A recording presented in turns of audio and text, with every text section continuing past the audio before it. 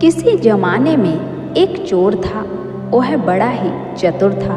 लोगों का कहना था कि वह आदमी की आंखों का काजल तक उड़ा सकता था। एक दिन उस चोर ने सोचा कि जब तक वह राजधानी में नहीं जाएगा और अपना करतब नहीं दिखाएगा, तब तक चोरों के बीच उसकी धाक नहीं जमेगी। यह सोचकर वह राजधानी की ओर रवाना हुआ और वहां पहुंचकर उसने यह देखने के लिए कि नगर का चक्कर लगाया कि वह कहाँ क्या कर सकता है। उसने तय किया कि राजा के महल से अपना काम शुरू करेगा। राजा ने रात दिन महल की रखवाली के लिए बहुत से सिपाही तैनात कर रखे थे। बिना पकड़े गए परिंदा भी महल में नहीं घुस सकता था। महल में एक बहुत बड़ी घड़ी लगी थी जो दिन रात का समय बताने के लिए घंटे बजाती रहती थी। चोर ने लोहे की कुछ कीलें इकट्ठी की और जब तक रात को घड़ी ने 12 बजाए तो घंटे की हर आवाज़ के साथ वह महल की दीवार में एक एक कील ठोंकता गया। इस तरह बिना शोर किए उसने दीवार में 12 कीलें लगा दी। फिर उन्हें पकड़कर वह ऊपर चढ़ गया और महल में दाखिल हो गया।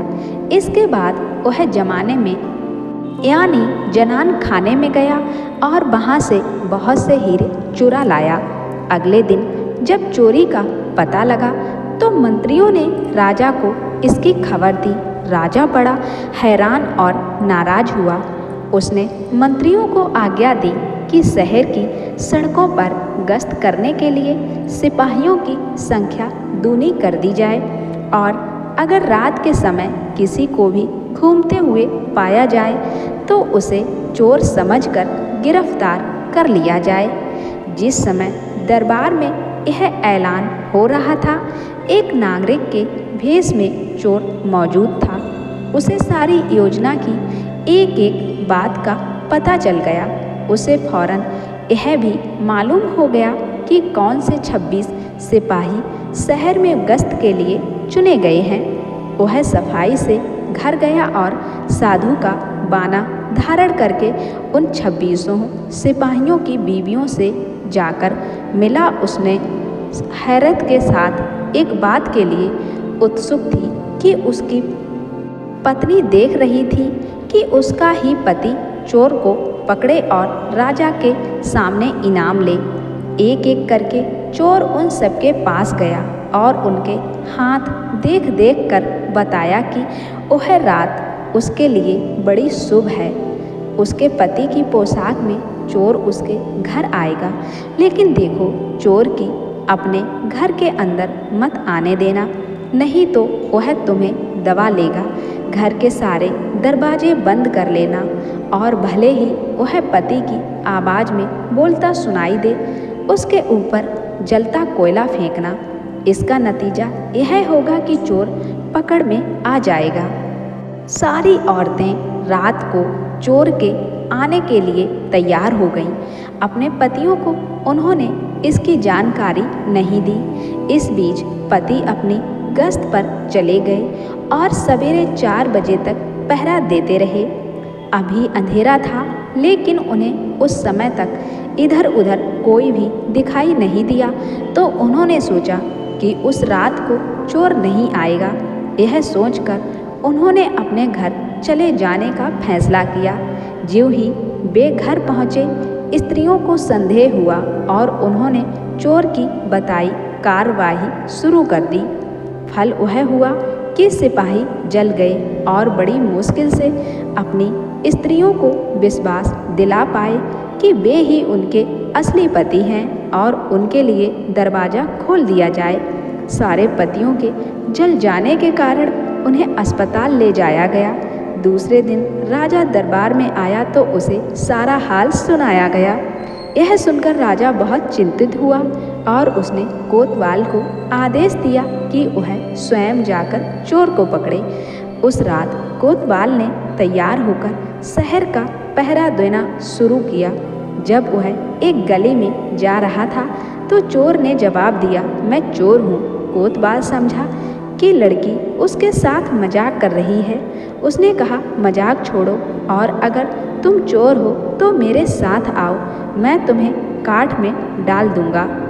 चोर बोला, ठीक है, इससे मेरा क्या बिगड़ेगा। और वह कोतवाल के साथ काठ डालने की जगह पर पहुंचा। वहां जाकर चोर ने कहा, कोतवाल साहब, इस काठ को आप इस्तेमाल कैसे किया करते हैं? मेहरबानी करके मुझे समझा दीजिए। कोतवाल ने कहा, तुम्हारा क्या भरोसा मैं तुम्हें बताऊं और तुम भाग जाओ। तो चोर बोला, आपके बिना कहे मैंने अपने को आपके हवाले कर दिया है, मैं भाग क्यों जाऊंगा। कोतवाल उसे यह दिखाने के लिए राजी हो गया कि काठ कैसे डाला जाता है।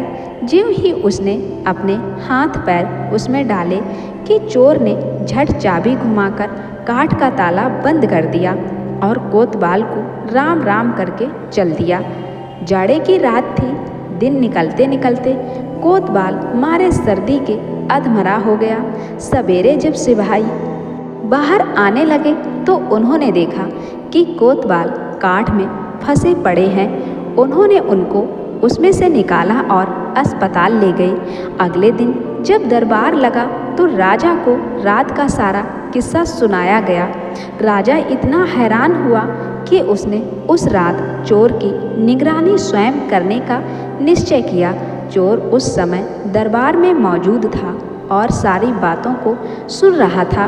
रात होने पर उसने साधु का भेष बनाया और नगर के सिरे पर एक पेड़ के नीचे धूनी जलाकर बैठ गया।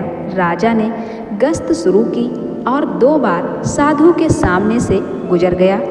तीसरी बार जब वह उधर आया तो उसने साधु से पूछा कि क्या इधर से किसी अजनबी आदमी को जाते उसने देखा है। साधु ने जवाब दिया कि वह तो अपने ध्यान में लगा था, अगर उसके पास से कोई निकला भी होगा तो उसे पता नहीं। यदि आप चाहें तो मेरे पास बैठ जाइए और देखते रहिए कि कोई आता जाता है या नहीं। यह सुनकर राजा के दिमाग में एक बात आई और उसने फौरन तय किया कि साधु उसकी पोशाक पहनकर शहर का चक्कर लगाए और वह साधु के कपड़े पहनकर वहाँ चोर की तलाश में बैठे। आपस में काफ बैस मुसीबतें और 2-3 बार इनकार करने के बाद आखिर चोर राजा की बात मानने को राजी हो गया और उन्होंने आपस में कपड़े बदल लिए। चोर तत्काल राजा के घोड़े पर सवार होकर महल में पहुंचा और राजा के सोने के कमरे में जाकर आराम से सो गया। बेचारा राजा साधु बना चोर को पकड़ने के लिए इंतजार करता रहा। सवेरे के कोई 4 बजने आए। राजा ने देखा कि ना तो साधु लौटा और ना कोई आदमी या चोर उस रास्ते से गुजरा, तो उसने महल में लौट जाने का निश्चय किया। लेकिन जब वह महल के फाटक पर पहुंचा तो संतरियों ने सोचा, राजा तो पहले ही आ चुका है, हो न हो यह चोर है जो राजा बनकर महल में घुसना चाहता है। उन्होंने राजा को पकड़ लिया और काल कोठरी में डाल दिया। राजा ने शोर मचाया पर किसी ने भी उसकी बात नहीं सुनी। दिन का उजाला होने पर काल कोठरी का पहरा देने वाले संतरी ने राजा का चेहरा पहचान लिया और मारे डर के थर थर कांपने लगा। वह राजा के पैरों पर गिर पड़ा। राजा ने सारे सिपाहियों को बुलाया और महल में गया। उधर चोर जो रात भर राजा के रूप में महल में सोया था, सूरज की पहली किरण फूटते ही राजा की पोशाक में और उसी के घोड़े पर रफू चक्कर हो गया। अगले दिन जब राजा अपने दरबार में पहुंचा तो बहुत ही हतरस था। उसे ऐलान किया कि अगर चोर उसके सामने उपस्थित हो जाएगा तो उसे माफ़ कर दिया जाएगा और उसके खिलाफ कोई कार्रवाई नहीं की जाएगी, बल्कि उसकी चतुराई के लिए उसे इनाम भी मिलेगा। चोर वहाँ मौजूद था, फौरन राजा के सामने आ गया और बोला, महाराज, मैं ही वह अपराधी हूँ। इसके सबूत मैं उसने राजा के महल से जो कुछ चुराया था वह सब सामने रख दिया, साथ ही राजा की पोशाक और उसका घोड़ा भी राजा ने उसे गांव इनाम में दिए और वादा किया कि वह आगे चोरी करना छोड़ देगा। इसके बाद से चोर खूब आनंद से रहने लगा।